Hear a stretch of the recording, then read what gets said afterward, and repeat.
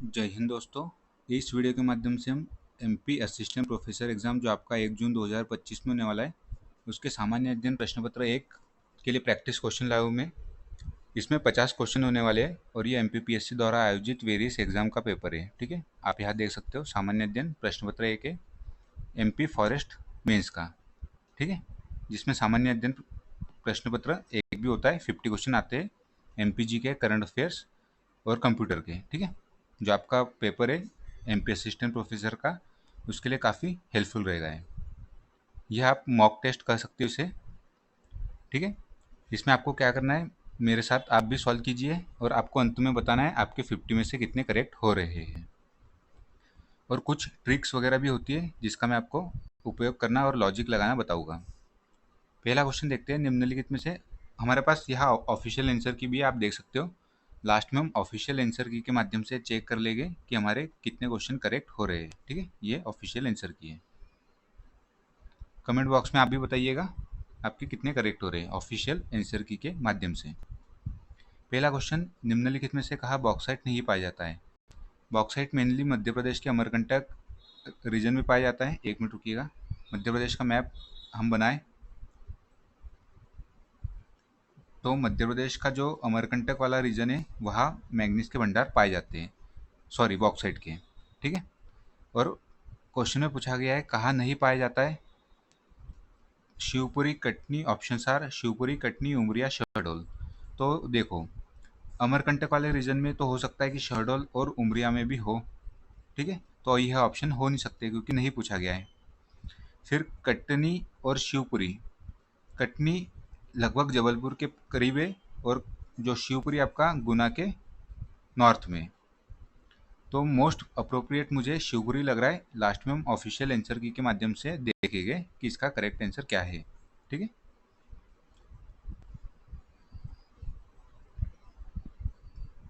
Second question देखते हैं, विंध्याचल पर्वतमाला की लंबाई लगभग कितनी है। यह मुझे भी एग्जैक्टली नहीं पता है, बट इसमें हम गेस वर्क इस प्रकार कर सकते हैं। फॉर एग्जांपल मध्य प्रदेश का यह मैप है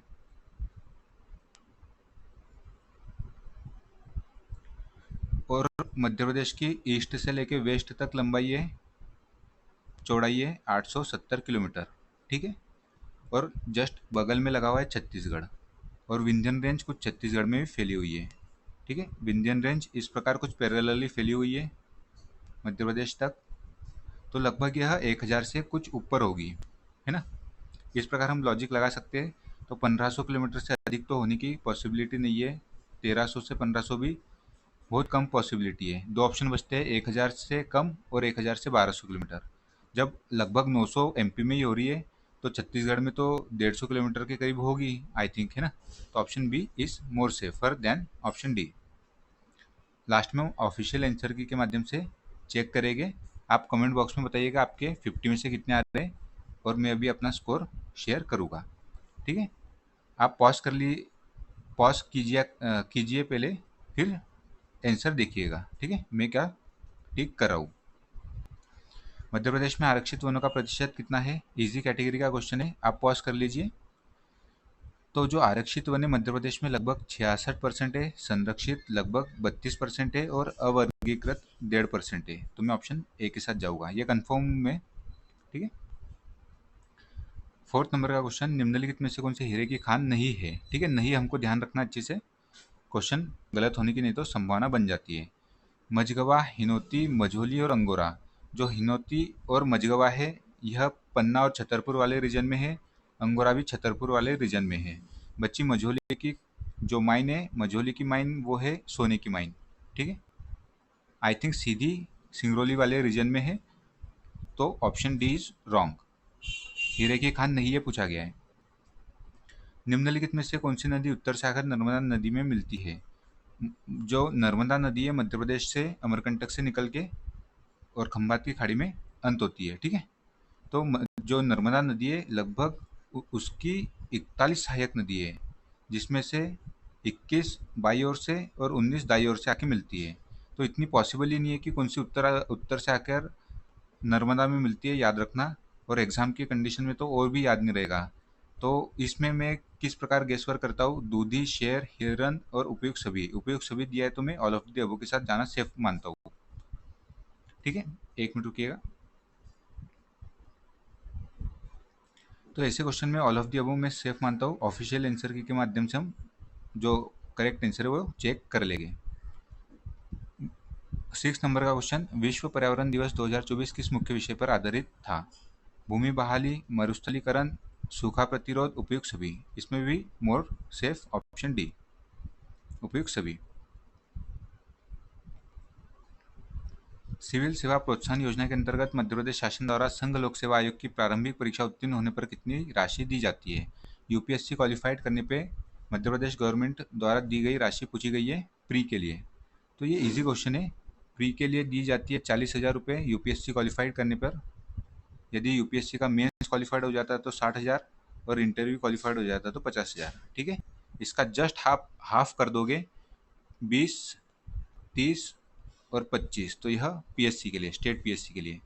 ठीक है, 20 प्री के लिए, 30 मेंस के लिए और 25 इंटरव्यू के लिए। ये हो गया स्टेट पीएससी। यूपीएससी के लिए पूछे तो 40, 60, 50। आप पॉज करके अपना आंसर सोच लेना है आपको। ठीक है, इसका जो करेक्ट आंसर हो जाएगा ऑप्शन डी हो सकता है, क्योंकि यहाँ पूछा गया यूपीएससी में, यूपीएससी के लिए। ठीक है, तो I think option D is correct. Official answer की के माध्यम से हम लास्ट में चेक भी कर लेंगे। कैम्ब्रिज डिक्शनरी द्वारा किस शब्द को वर्ड ऑफ द ईयर 2023 घोषित किया गया है? यह न्यूज़ में मैंने पढ़ा हुआ था, पॉज कर लीजिए आप। प्रॉम्प्ट, सिचुएशनशिप भी नहीं है, स्विफ्टी भी नहीं है, हेलुसिनेट। आई थिंक 2024 का भी घोषित हो चुका है, ब्रेन रॉट है, एक बार चेक कर लीजिएगा।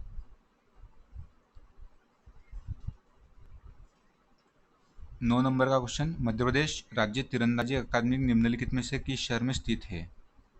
यह इजी कैटेगरी से मीडियम कैटेगरी का क्वेश्चन कर सकते हो आप।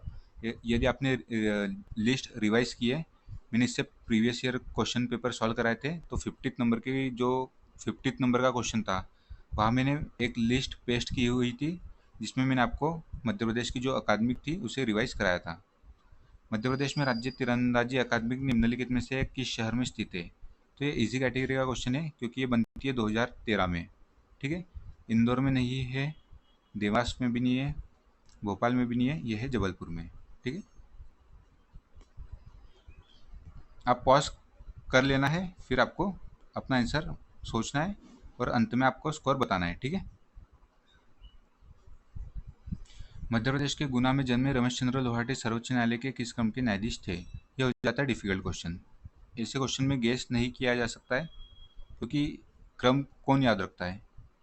रमेश चंद्र लोहाटी सर्वोच्च न्यायालय के किस क्रम के मुख्य न्यायाधीश थे? 36वें, 35वें, 33वें, 32वें। इसमें तो कोई भी आप तुक्का मार दीजिए, यदि आपको पता है तो, पढ़ा हुआ है तो सही हो सकता है, बाकी ऐसे क्वेश्चन याद नहीं होते हैं। ठीक है, तो आई थिंक इसका गेस वर्क में करूँगा ऑप्शन बी। लास्ट में हम चेक कर लेंगे। निम्नलिखित में से कौन मध्य प्रदेश का मुख्यमंत्री नहीं रहा है? ठीक है, श्री प्रकाश चंद्र शेट्टी जी ये रहे हैं, आई थिंक गोविंद नारायण सिंह तो रहे, कन्फर्म हूँ। डीपी मिश्रा और वीसी शुक्ला, द्वारिका प्रसाद मिश्र जी भी रहे हैं। क्वेश्चन में पूछा गया नहीं, तो ऑप्शन सी के साथ में जाऊंगा। 12th नंबर का क्वेश्चन, विधानसभा द्वारा मध्य प्रदेश पंचायती राज अधिनियम कब पारित हुआ था? ये हमने काफ़ी बार रिवाइज किया है, पंचायती राज अधिनियम आपके सिलेबस का भी पार्ट है। कब पारित हुआ है पूछा गया है, तो 30 दिसंबर आई थिंक सही होगा। 29 दिसंबर में पेश किया गया था, 30 दिसंबर में पारित किया गया था, और जो 25 जनवरी है 1994 लागू किया गया था। नेक्स्ट क्वेश्चन देखते हैं, मध्य प्रदेश में अनुसूचित जनजाति अत्याचार निवारण अधिनियम कब पारित हुआ? मध्य प्रदेश में आई थिंक ये तो इंडिया लेवल पे पारित हुआ था ना, पार्लियामेंट ऑफ इंडिया ने इसे पास किया था। मध्य प्रदेश क्यों पूछ रहा है, हो सकता है कुछ प्रिंटिंग एरर हो, देख लेते हैं। हालांकि ये एक्ट है 1989 का, अनुसूचित जनजाति अत्याचार निवारण अधिनियम, और पारित पूछ रहा है तो हो सकता है 1990 हो, एक साल बाद पारित हुआ हो, तो मैं ऑप्शन बी के साथ जाऊँगा। मध्य प्रदेश, यहाँ मध्य प्रदेश क्यों पूछा गया है, मुझे इसका लॉजिक समझ में नहीं आ रहा है, क्योंकि ये तो पार्लियामेंट ऑफ इंडिया ने पास किया था ना। चलो लास्ट में हम ऑफिशियल आंसर की के माध्यम से देखेंगे। पीएम जनमन योजना के अंतर्गत मध्य प्रदेश की 3 जनजातियों को लक्षित किया गया है। 3 जनजातियों का नाम आया तो 3 जनजातियों का वर्णन आया तो आपको मध्य प्रदेश की 3 पीवीटीजीस का ध्यान आना चाहिए। और जो पीएम जनमन स्कीम है वह भी पीवीटीजीस के लिए लाई गई है। मध्य प्रदेश में 3 पीवीटीजीस कौन कौन सी है? सहरिया, भारिया, बेगा। ठीक है, तो option Sahariya, Bharia, Baiga option A में है। आपको इंटरेस्टिंग फैक्ट बताता हूँ, जो पीवीटीजीस है, पीवीटीजीस भारत में इनकी संख्या है 75, 75, और मध्य प्रदेश में है 3।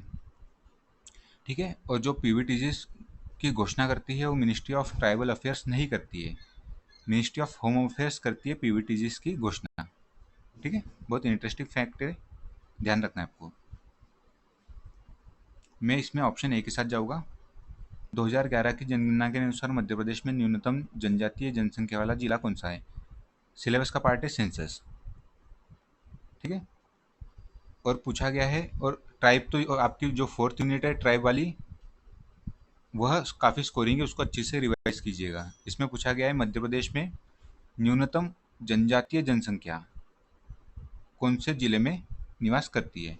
न्यूनतम पूछा गया है, तो हमें ज्ञात है कि अधिकतम में है धार, और परसेंटेज वाइज है अलीराजपुर।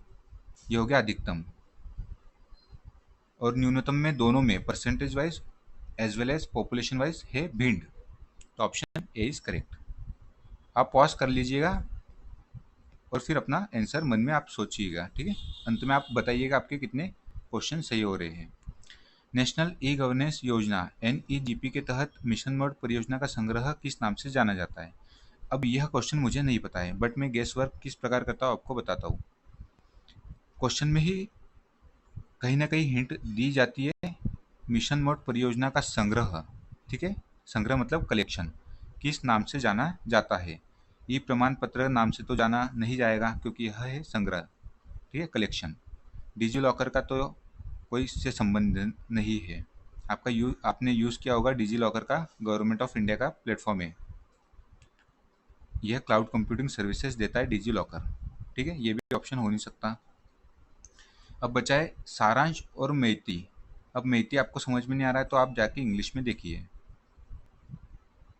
अब यहाँ आपको क्लियर हो जाएगा, मैती मिनिस्ट्री ऑफ आईटी। ठीक है, ministry of IT.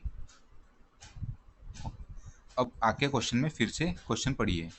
Mission mode परियोजना का संग्रह क्या ministry of information and technology संग्रह है? नहीं है, तो क्या बचा आपका ऑप्शन सी।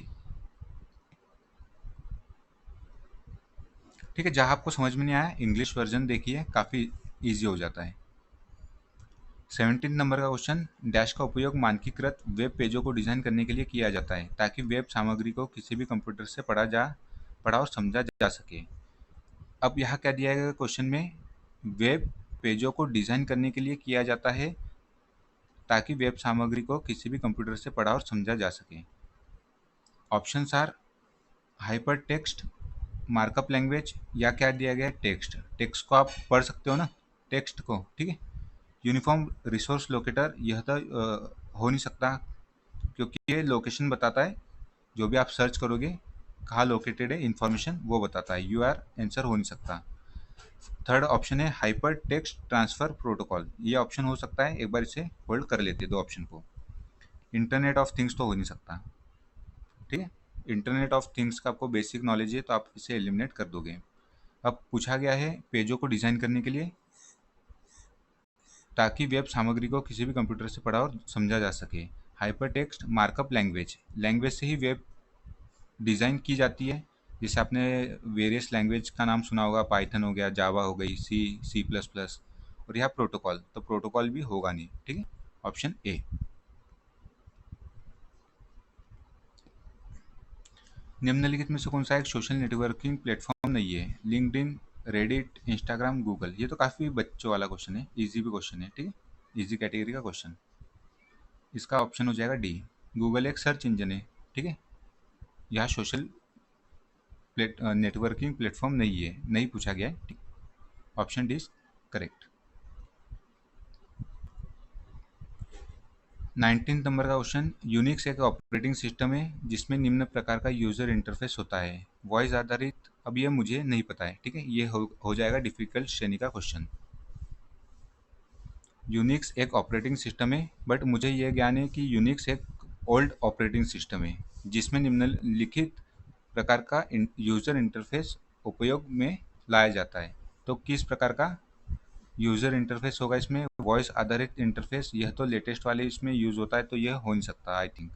और टच आधारित भी हो नहीं सकता है क्योंकि ये लेटेस्ट ऑपरेटिंग सिस्टम में यूज होता है। बच्चे ऑप्शन दो, ग्राफिकल और कमांड आधारित इंटरफेस। इसमें दो ऑप्शन में आप गेस वर्क कर सकते हो। यूनिक्स एक ऑपरेटिंग सिस्टम है जो कि किस प्रकार का यूजर इंटरफेस यूज करता है, ग्राफिकल और कमांड आधारित इंटरफेस। मुझे मोस्ट अप्रोप्रिएट बी लग रहा है। लास्ट में हम ऑफिशियल आंसर की के माध्यम से चेक करेंगे। आईएमपीएस विभिन्न ई कॉमर्स लेन देन के लिए व्यापक रूप से उपयोग की जाने वाली डिजिटल भुगतान पद्धति है। आईएमपीएस का पूर्ण रूप क्या है? इसी कैटेगरी का क्वेश्चन आप इससे कर सकते हो, क्योंकि जो आईएमपीएस है, आप पॉज करके अपना आंसर सोच लीजिए। आईएमपीएस का फुल फॉर्म होता है immediate mobile payment system. Instant हो नहीं सकता, इंस्टेंट नहीं हो सकता, इंस्टेंटेनियस नहीं होगा, इमीडिएट। ठीक है, ऑप्शन डी। इसका आपने यूज़ किया होगा यूपीआई के थ्रू, आईएमपीएस। इसके अलावा हमें क्या क्या ध्यान रखना है इसमें? RTGS, real time gross settlement, और NEFT, national electronic fund transfer. इनके फुल फॉर्म भी पूछे जा सकते हैं।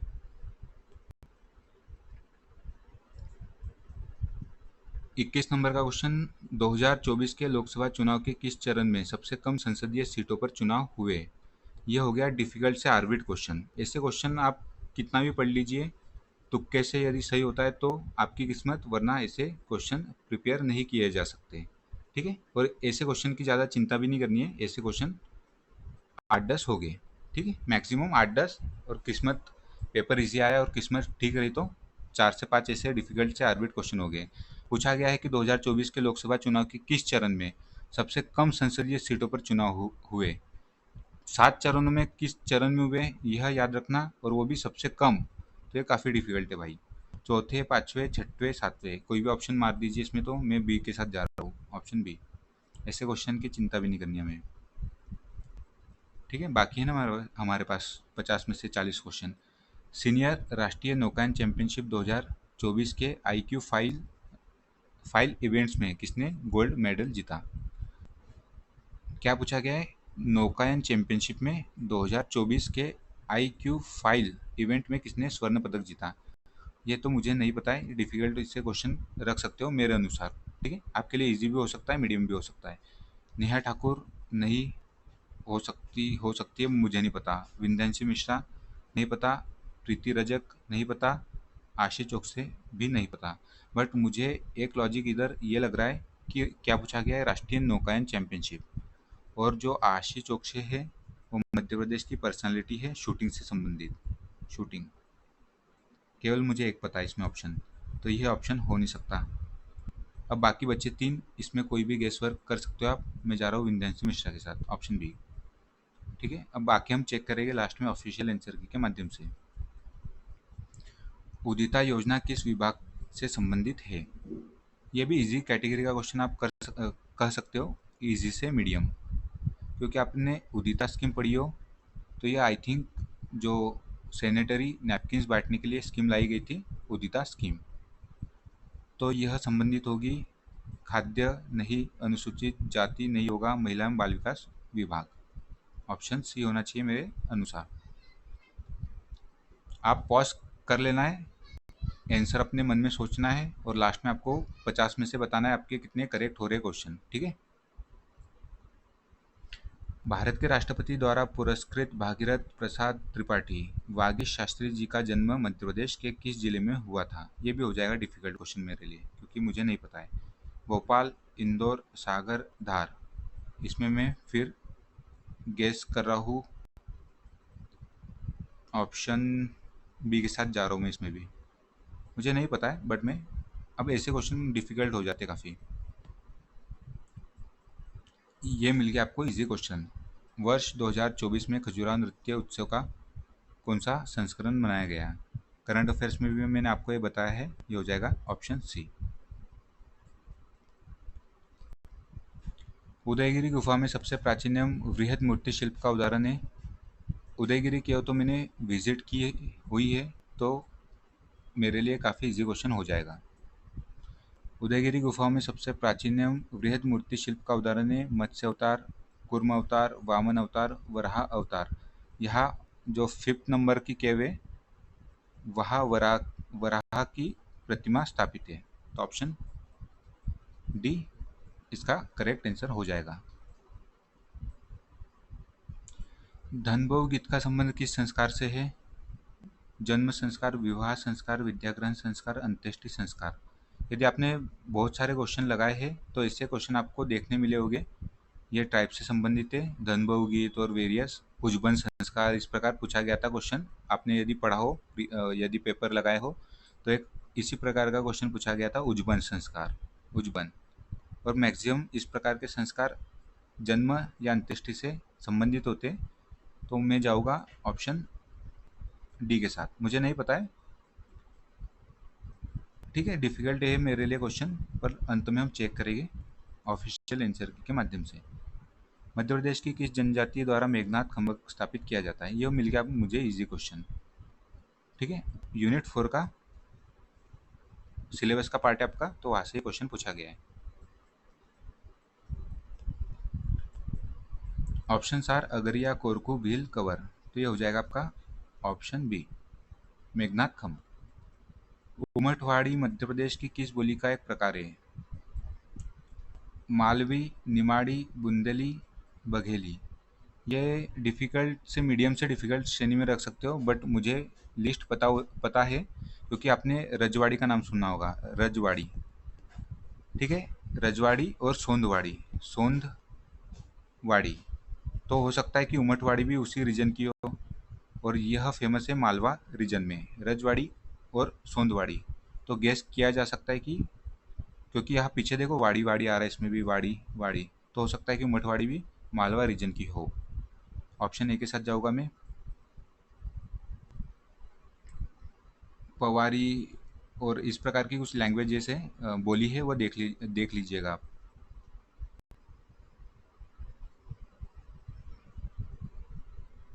खटोला आई थिंक किस रीजन की है, आप बताइएगा कमेंट बॉक्स में। खटोला, खटोला।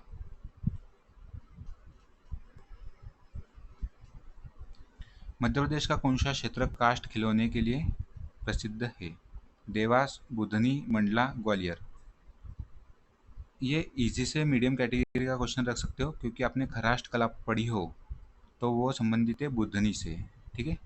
और वो काष्ठ खिलौने के लिए प्रसिद्ध है। बुधनी आई थिंक सीहोर में आता है, ठीक है।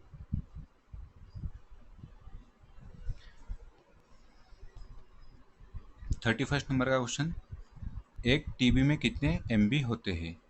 इसे हम निकाल लेंगे। एक जीबी में होते हैं 1024 एमबी, और एक टीबी में होते हैं 1024 जीबी। अब टीबी से हमें एमबी में पहुंचना है, तो मल्टीप्लाई कर देंगे 1024 into 1024। Option B is correct.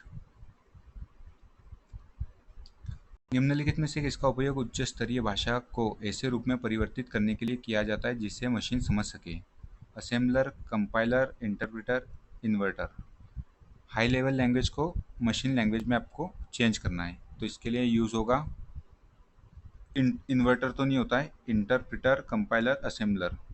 Assembler तो असेंबली लैंग्वेज को करता है ना चेंज मशीन लैंग्वेज में, तो ऑप्शन ए भी नहीं हो सकता। बचे दो option, compiler, interpreter. I think ये होगा कंपाइलर, ठीक है। डाउट है इसमें, दो ऑप्शन में, इसे हम चेक कर लेंगे। मैं जा रहा हूँ ऑप्शन बी के साथ। 33 33 नंबर का क्वेश्चन, सॉरी। आर्टिफिशियल इंटेलिजेंस के क्षेत्र में मशीन की क्षमता को मानव स्तर की बुद्धिमत्ता से मेल खाने का परीक्षण करने के लिए किस पद्धति का उपयोग किया जाता है?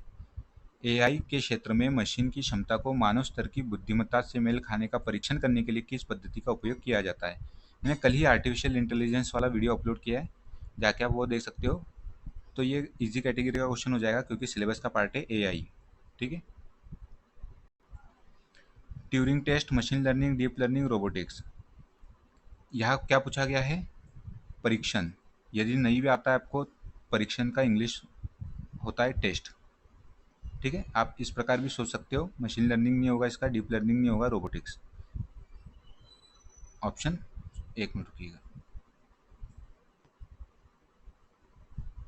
ऑप्शन ए, क्योंकि यहाँ परीक्षण और टेस्ट, इस लॉजिक से भी आप जा सकते हो। बाकी इजी कैटेगरी का क्वेश्चन है।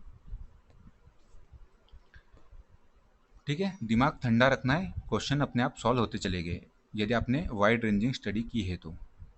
एआई में एनएलपी का पूर्ण रूप क्या है? Neutral learning projection, neuro linguistic programming, natural language processing, neural logistic presentation.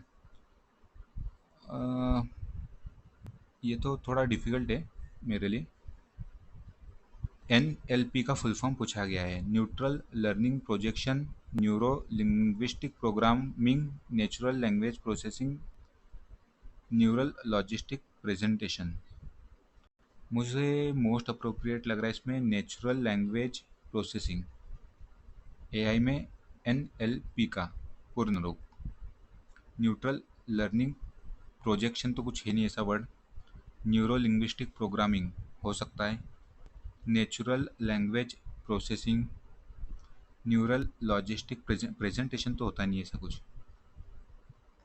मुझे सी मोस्ट अप्रोप्रिएट लग रहा है, कहीं पढ़ा हो तो पता नहीं, बट सी मुझे लग रहा है। ठीक है, इसे भी हम गोला कर देते हैं क्योंकि ये कन्फ्यूज़न वाला क्वेश्चन है। दो में 50-50 तक आप पहुंच सकते हो इसमें। निम्नलिखित में से कौन सा एक राष्ट्रीय गवर्नेंस प्रभाग एनईजीडी की परियोजना नहीं है? ठीक है, ई गवर्नेंस हमारे सिलेबस का पार्ट है, इसे अच्छे से आप पढ़ के जाइएगा। ये दूसरा क्वेश्चन है ई गवर्नेंस पे। ई गवर्नेंस प्रभाग की परियोजना नहीं है। उमंग, उमंग तो है ना, unified mobile interface for new age governance, तो ऑप्शन ए तो नहीं होगा। संकल्प, ओपन फोर्स और माई स्कीम भी है, आपने इसका यूज़ भी किया हो सकता है, तो नहीं है पूछा गया। ठीक है, ऑप्शन दो बचे हमारे पास, संकल्प और ओपन फोर्स। संकल्प, ओपन फोर्स, ओपन फोर्स, संकल्प। इसमें भी गेस वर्क कर रहा हूँ मैं, ऑप्शन सी के साथ जा रहा हूँ, ओपन फोर्स। ये नहीं होगा आई थिंक। ठीक है, चेक कर लेंगे हम लास्ट में ऑफिशियल आंसर के माध्यम से। और आपको अपना स्कोर बताना है, ठीक है, कमेंट बॉक्स में। और इस प्रकार के वीडियोस और लाना है क्या, तो आप कमेंट बॉक्स में यदि आपके सजेशन दोगे तो मैं इस प्रकार के और वीडियो ला सकता हूँ। ठीक है, 36 नंबर का क्वेश्चन, थॉर्नथ्वेट के जलवायु वर्गीकरण के अनुसार पचमढ़ी की जलवायु किस प्रकार की है? अब यहाँ देखो, मैं किस प्रकार के लॉजिक लगाता हूँ, आपको आपको समझेगा। पचमढ़ी की जलवायु किस प्रकार की है? तर, उपाद्र, अर्धशुष्क, शुष्क। शुष्क और अर्धशुष्क नहीं हो सकती। आप पूछोगे क्यों? क्योंकि पचमढ़ी दिया गया है जहाँ पे मध्य प्रदेश में सर्वाधिक वर्षा होती है, 199 सेंटीमीटर। तो शुष्क और अर्धशुष्क तो नहीं होगा। और जो मौसम, जलवायु और वर्षा है सिलेबस का पार्ट है। ठीक है, अब बचे दो ऑप्शन, तर और उपाद्र। अब उपाद्र और तर का एक बार इंग्लिश वर्जन देख लेते हैं, वेट एंड सब ह्यूमिड। ठीक है, तर और उपाद्र। ठीक है, तो तर उन क्षेत्रों को बोला जा सकता है जहाँ बहुत अधिक वर्षा होती हो, जैसे मोसिनराम और चेरापूंजी इस टाइप। बट मध्य प्रदेश का जो पचमढ़ी है आई थिंक ह्यूमिड क्षेत्र में आएगा। यदि आपको थॉर्नथ्वेट का क्लासिफिकेशन नहीं भी पता है तो आप दो ऑप्शन इजीली एलिमिनेट कर सकते हो। और तर और उपाद्र में मोस्ट अप्रोप्रिएट आप बी के साथ ही जाओगे। तर तो जहाँ 250 से अधिक वर्षा, 250 सेंटीमीटर से अधिक वर्षा होती है उनको तर कर सकते हो आप, है ना, वेट। जबकि उपाद्र, अर्थात उपाद्र का क्या देखा था हमने, इंग्लिश वर्जन सब ह्यूमिड। ठीक है, सब ह्यूमिड में मोस्ट चांसेस है पचमढ़ी के आने के। मैं जा रहा हूँ इसमें ऑप्शन, एक मिनट, ऑप्शन बी के साथ। जुलाई माह में मध्य प्रदेश के किस भाग में सामान्य से अधिक वर्षा होती है? जलवायु से भी 2 क्वेश्चन आ गए। पूर्वी, पश्चिम, उत्तरी, दक्षिण। ये तो इजी कैटेगरी का क्वेश्चन कह सकते हो। मध्य प्रदेश में सर्वाधिक वर्षा वाला स्थान कौन सा है? सब सर्वाधिक वर्षा वाला जो जिला है वो है बालाघाट। ठीक है, बालाघाट और जो शहडोल, उमरिया, इस ये वाला रीजन है वहाँ सर्वाधिक वर्षा होती है, मंडला। तो ये मध्य प्रदेश के पूर्वी भाग में मिलेगा। ठीक है, बालाघाट सर्वाधिक वर्षा वाला जिला है, जबकि जो मध्य प्रदेश का पूर्वी भाग हो गया ये बघेलखंड रीजन। ठीक है, बघेलखंड रीजन से बालाघाट के क्षेत्र तक वो सर्वाधिक वर्षा प्राप्त करता है। क्वेश्चन में क्या पूछा गया है? जुलाई माह में मध्य प्रदेश के किस भाग में सामान्यतः अधिक वर्षा होती है? पूर्वी, यस। पश्चिमी तो नहीं होगा, उत्तर में नहीं, या तो सर्वाधिक सबसे कम वर्षा होती है उत्तर में। दक्षिण, दक्षिण वाला भाग मतलब सतपुड़ा रेंजेस वाला भाग, ये वाला भाग भी नहीं होगा। हालांकि इसका कुछ भाग आ रहा है, बट जो मोस्ट अप्रोप्रिएट होगा वो हो जाएगा आपका ईस्टर्न पार्ट, ऑप्शन ए। घोरबारी किस खनिज का खनन केंद्र है? लोह अयस्क, कोयला, बॉक्साइट, मैंगनीज। घोरबारी इतना फेमस भी नहीं है, हम जो मेजर होते हैं उससे पढ़ते हैं, जैसे मलाजखंड हो गया और इस प्रकार के जो रीजन है वो हम याद करते हैं। घोरबारी तो काफ़ी डिफिकल्ट हो जाएगा। किस खनिज से संबंधित है? लोह अयस्क, कोयला, बॉक्साइट, मैंगनीज। मैं इसमें गेस वर्क कर रहा हूँ, ऑप्शन बी के साथ जा रहा हूँ इसमें। ठीक है, मैक्सिमम में चांसेस रहते कि, एक मिनट रुकिएगा, मैं ऑप्शन बी के साथ ही जाना ज़्यादा सेफ मानता हूँ। इसमें कोई लॉजिक नहीं है, बस गेस कर रहा हूँ मैं। ठीक है, ऑप्शन बी। सब में लगभग मैंने बी मार दिए, तो प्रोबेबिलिटी के हिसाब से 10 में से मेरे 2 से 3 क्वेश्चन सही हो सकते हैं। ठीक है, प्रोबेबिलिटी 1/4 की होती है, इसीलिए मैं सब में एक गेस कर देता हूँ। प्रोबेबिलिटी के अनुसार कुछ तो सही होगे, इस प्रकार से। सी भी आप कर सकते हो, इस प्रकार से कुछ भी आप गेस कर सकते हो। डिफ़िकल्ट, जो डिफ़िकल्ट क्वेश्चन होते हैं उनमें, क्योंकि 8 से 10 क्वेश्चन ऐसे होंगे जो आपसे नहीं बनेंगे। ओमान की मदद से कच्चे तेल की रिफाइनरी कहाँ स्थापित की गई है? ये तो इजी कैटेगरी का क्वेश्चन है और न्यूज़ में भी काफ़ी बना हुआ था ये टॉपिक। ओमान की रिफाइनरी, मोदी जी भी यहाँ विजिट किए हुए थे। ठीक है, Pithampur, Indore, Bina, Singrauli. Option C is correct, Sagar, Bina. ठीक है, सागर के अंतर्गत आता है बीना। भांडेर नहर किस नदी पर बनाई गई है? सिलेबस का पार्ट है ये भी। केन, चंबल, नर्मदा, बेतवा। ये इजी से मीडियम कैटेगरी का क्वेश्चन कर सकते हो। भांडेर नहर है मध्य प्रदेश के, आई थिंक दतिया रीजन में है कि दतिया, इसे दतिया में ही है शायद, और यहाँ बेतवा रिवर पास होती है यहाँ से। एक बार चेक कर लीजिएगा, मुझे बेतवा याद आ रहा है इसमें। ऑप्शन डी के साथ में जाऊँगा, भांडेर नहर। एमपी जीके में कहीं ना कहीं आपने पढ़ा होगा भांडेर नहर। मध्य प्रदेश में वर्ष 2023-24 में प्रचलित भाव पर सकल राज्य मूल्य वर्धित जीएसवीए में किस क्षेत्र का योगदान सर्वाधिक रहा है? ये आपने मध्य प्रदेश का करंट अफेयर्स वाला वीडियो देखा हो तो मैंने उसमें वन लाइनर में फैक्ट बताए थे आपको। और एमपी का यदि आपने सेंसस वगैरह कवर किया हो, सॉरी जो इकोनॉमिक सर्वे कवर किया हो, तो ये आपके लिए इजी हो जाएगा, या करंट अफेयर्स की कोई मैगजीन पढ़ी हो। तो प्रचलित भाव पे पूछा गया है, यहाँ आपको ये भी ध्यान रखना है। क्यों, मैं आगे आपको बताऊंगा। यहाँ इसको हाईलाइट कर लेना है प्रचलित भाव पर, तो हो जाएगा प्राइमरी सेक्टर, अर्थात एग्रीकल्चर वाला सेक्टर, जो कि लगभग लगभग 45% का योगदान देता है। जबकि यहाँ प्रचलित न पूछकर स्थायी पूछ लेता तो आंसर हो जाता तृतीय क्षेत्र। ठीक है, इसलिए मैं बोल रहा था आपको स्थायी और प्रचलित पे आपको ध्यान देना है। प्रचलित के अनुसार हो जाएगा प्राथमिक क्षेत्र, एग्रीकल्चर वगैरह वाला क्षेत्र।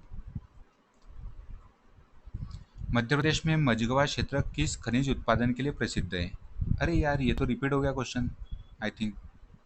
ऊपर हमने कोई सॉल्व किया था ना एक खनिज वाला। हाँ, ये देखो, निम्नलिखित में से कौन सी हीरे की खान नहीं है? यह नहीं पूछा गया है, जिसमें हमने टिक किया था मजूली, क्योंकि हमें कंफर्म था कि सोने की मायने है। और यहाँ मझगवा एक ऑप्शन में दिया गया है, और आई थिंक ये क्वेश्चन में भी मझगवा पूछा गया है।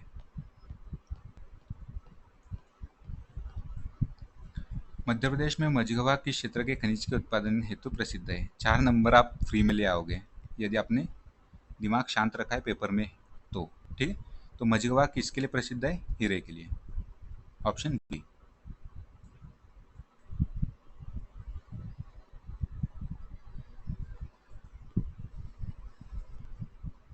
43rd नंबर का क्वेश्चन, जलाभिषेक योजना किस वर्ष शुरू की गई थी?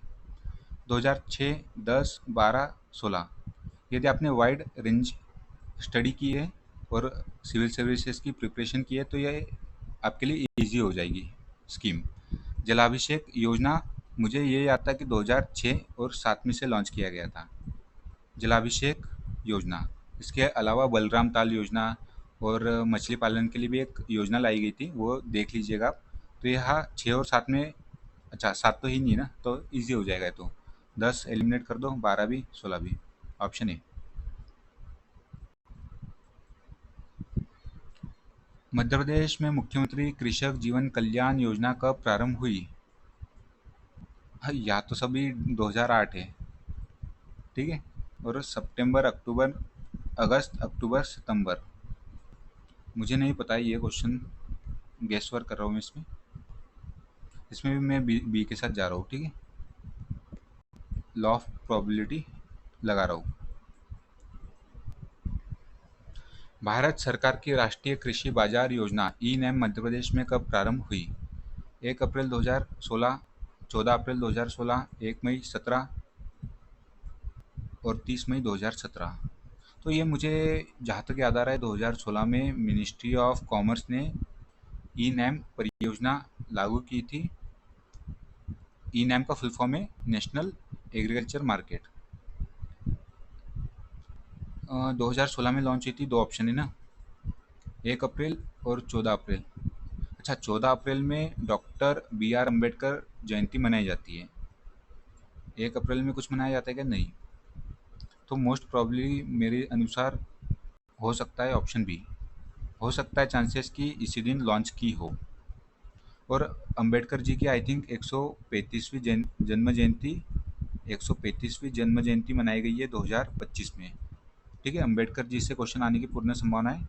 ऑप्शन बी मेरे अनुसार हो सकता है, लास्ट में हम चेक कर लेंगे। ठीक है, मैं जा रहा हूँ ऑप्शन बी के साथ। आनंद रघुनंदन नाटक के लेखक कौन है? और यहाँ मैं बी के साथ इसलिए भी जा रहा हूँ कि लॉ ऑफ प्रोबेबिलिटी लगा रहा हूँ, क्योंकि मैंने जो गेस वर्क किया है ऑलमोस्ट जो डिफिकल्ट क्वेश्चन थे लगभग उसमें बी किया है। ठीक है, तो कुछ तो सही हो जाएगी लॉ ऑफ प्रोबेबिलिटी के अनुसार। आनंद रघुनंदन नाटक के लेखक कौन है? रमेश नानवानी, अनंत हर्ष, विश्वनाथ सिंह, अमृतलाल। अरे ठीक है, ये तो इजी क्वेश्चन है। आनंद रघुनंदन विश्वनाथ सिंह ने लिखी थी। बघेलखंड रियासत के एक राजा रहे हैं विश्वनाथ सिंह। ये आपको डिफिकल्ट भी रख सकता है क्वेश्चन, यदि आपने एमपी की हिस्ट्री अच्छे से की हो कवर तो आपके लिए इजी हो जाएगा। मीडियम से डिफिकल्ट श्रेणी में आपके लिए ये क्वेश्चन हम रख सकते हैं। ठीक है, मैंने काफ़ी बार रिवाइज किया है, मेंस वगैरह और इंटरव्यू वगैरह भी। देवलालीकर का संबंध कला की किस विधा से है? चित्रकला, नाट्य, काष्ठकला, गायन। देवलालीकर का संबंध किस विधा से है? अच्छा, ये तो इजी कैटेगरी का क्वेश्चन आप कर सकते हो, क्योंकि चित्रकला के पितृपुरुष डी देवलालीकर को कहा जाता है। तो इसका जो करेक्ट आंसर हो जाएगा ऑप्शन ए, आई थिंक, है ना। भविष्यता कथा के लेखक कौन है? भर्तृहरि, धनपाल, मुक्तिबोध और श्रीकांत वर्मा। भर्तृहरि की रचना इस प्रकार की नहीं है। भर्तृहरि नीति शतक, श्रृंगार शतक आई थिंक ऐसी बुक है, भविष्यता कथा नहीं है। ऑप्शन ए आप एलिमिनेट कर सकते हो। गजानन माधव मुक्ति बोध भी नहीं होगा, क्योंकि इनकी रचना आपने मैक्सिमम पढ़ी हुई है। चंबल की छाती इस प्रकार की उन्होंने बुक लिखी हुई है। मुक्तिबोध नहीं होगा। श्रीकांत वर्मा और धनपाल। भविष्यता कथा, कहीं यह परमार वंश के धनपाल तो नहीं है जो कि दरबार में रहते थे? परमार के, और श्रीकांत वर्मा। ऑप्शन बी के साथ मैं इसमें जाऊँगा, क्योंकि ये नाम संस्कृत वर्ड लग रहा है और उस समय आई थिंक संस्कृत ग्रंथों की काफ़ी रचना हुई है। राजा भोज ने भी काफ़ी सारी रचनाएं की है, सरस्वती कंठावरन से लेके आपको पूरी लिस्ट पता होगी। तो option be more safer than option D. ठीक है, लास्ट में हम चेक कर लेंगे। प्रसिद्ध हिंडोला तोरण कहाँ स्थित है? मांडू, सांची, ग्यारसपुर, भरूच। हिंडोला तोरण, अच्छा तोरण पूछा गया है, द्वार पूछते तो मांडू आता, तोरण पूछा गया है तो होगा ग्यारसपुर, आई थिंक विदिशा में ही है। Option C. यह इसको आप मीडियम से डिफिकल्ट श्रेणी में रख सकते हो। क्यों? क्योंकि यह कंफ्यूज हो सकते हो आप हिंडोला तोरण और हिंडोला द्वार में। क्रांतिवीर मर्दन सिंह का संबंध कहाँ से था? बानपुर, ओरछा, अजयगढ़, देवगढ़। यह भी मुझे क्लिक नहीं कर रहा है, कहाँ से था क्रांतिवीर मर्दन सिंह का संबंध? बानपुर, ओरछा, अजयगढ़, देवगढ़। ओरछा से तो नहीं था, इतना मैं ध्यान कर पा रहा हूँ। बानपुर, अजयगढ़, देवगढ़। ऑप्शन सी के साथ मैं इसमें जा रहा हूँ। ठीक है, ऑफिशियल आंसर की के माध्यम से हम चेक कर लेते हैं। आप भी आपका स्कोर बताइएगा। यह सेट ए है, ठीक है, यहाँ पे आंसर की दे सकते हो।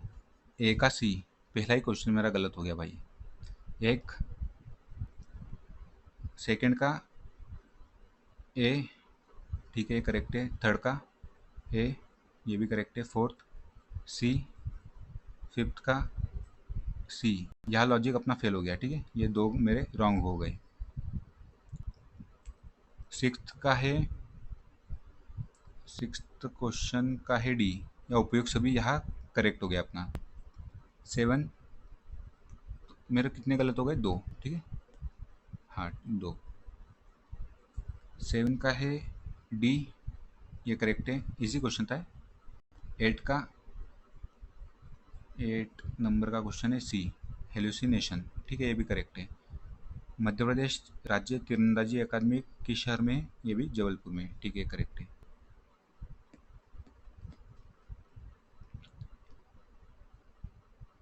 10 बी, ये तुक्के से करेक्ट हो चुका है। मोस्ट ऑफ मैंने बी लगाए हुए हैं। 11 नंबर का क्वेश्चन, थोड़ा फास्ट करते हैं, वीडियो का लेंथ काफ़ी हो रहा है। 11 का सी करेक्ट है। 12 का बी, ये भी करेक्ट है। 13 डिलीटेड है भाई, ये हो गया डिलीटेड, या बोनस मिलेगा सबको। ठीक है, इसको रॉन्ग माने या नहीं, चलो लास्ट में देख लेंगे इसको। ये भी करेक्ट है। 14 आप यहाँ देख सकते हो, थोड़ा मैं मिनिमाइज कर देता हूँ।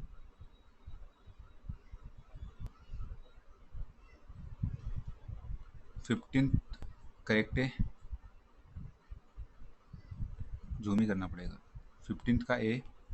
16 16 सी, सारांश, इसमें हमने लॉजिक लगाया था, ठीक है। 17 का है ए, तो इसको भी चलो काउंट कर लेते हैं रॉन्ग में, क्योंकि ये डिलीटेड क्वेश्चन है।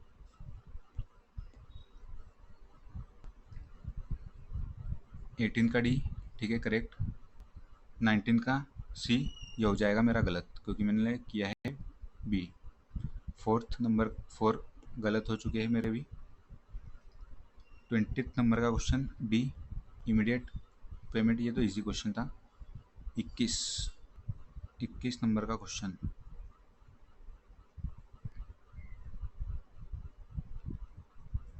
बी है इसका, ये तो गेस वर्क में मेरा करेक्ट हो चुका है, क्योंकि मैंने मैक्सिमम बी टिक किए हैं, ठीक है।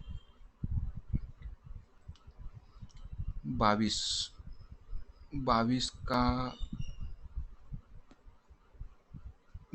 का है बी, विद्यांशी मिश्रा, और बाप रे ये भी करेक्ट हो गया भाई। बी में कितने करेक्ट हो गए आप देख सकते हो। उदिता, इजी क्वेश्चन था। 24 नंबर का सी, ये हो गया 5th क्वेश्चन गलत। इसका सी है आंसर, ठीक है, सागर है। 24 का सी, ये तो इजी क्वेश्चन था। 25 में 5 गलत हो चुके लगभग। 26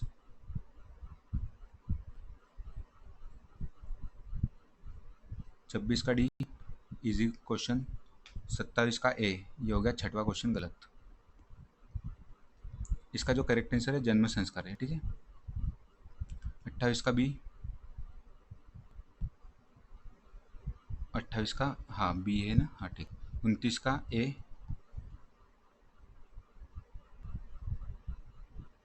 30 का है, 30 का है बी, ठीक है।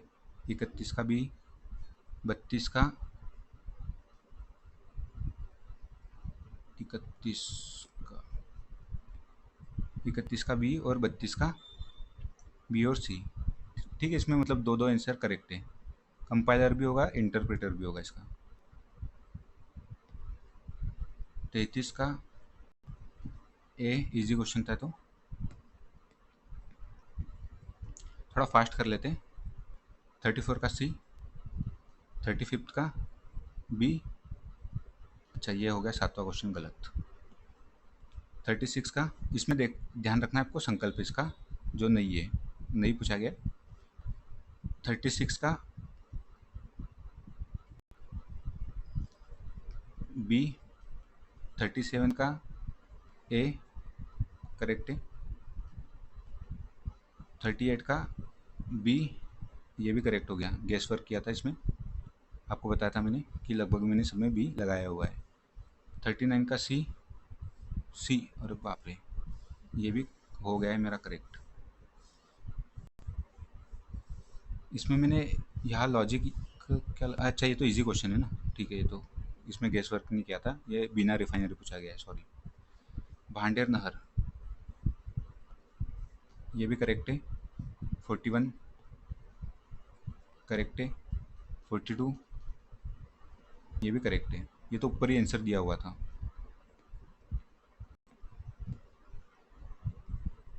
43 ए, 44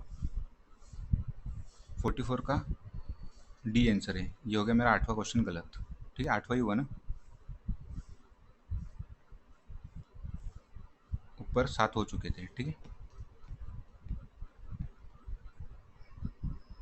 45 का बी, ठीक है। ये गेस वर्क हमने किया था कि 14 अप्रैल में लॉन्च की गई होगी अंबेडकर जी की जयंती पर। 46